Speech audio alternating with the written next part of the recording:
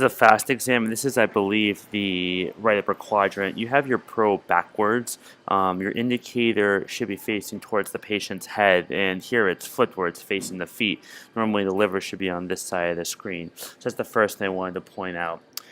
You do have a good view of the liver tip, but I need to see more than just this of Morrison's pouch. I do need to see the diaphragm over here, and I need to see the base of Morrison's pouch, which I don't see. Here's another view, and I think because you could see the psoas muscle, I think you're too far caudate towards the feet. Had you moved the probe a little bit more towards the axilla, I think we would have gotten more clear, definitive views. This is the left upper quadrant, and though it's backwards, I think you have a good enough view to make a clinical decision that the left upper quadrant is negative for free fluid. You can see the spleno renal space here. You can see the spleno diaphragmatic space briefly as it comes into view, and that, to me that's enough to say that there's no fluid. I think these are attempts to look at the heart. A couple issues with this. The heart you see briefly beating over here. So one issue is that you're too superficial, and you see all this bowel gas and air. Two ways to correct for this. One is you can move to the right.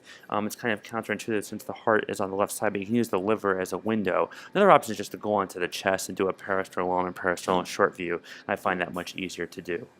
And finally, these are the bladder views saved. I have one clip here, and I have one clip here, and you see most of the bladder in the transverse orientation. I really like to see it completely disappear where you go from one side to the other. So you start where you see the bladder closer to the head, and then you move caudate towards the feet with indicator to the right side until you see the whole structure of the bladder disappear. So you go from one end to the other, and then you have to turn it 90 degrees and look at it in long axis. It's a 3D structure, so you have to get both planes to really make sure there's no free fluid.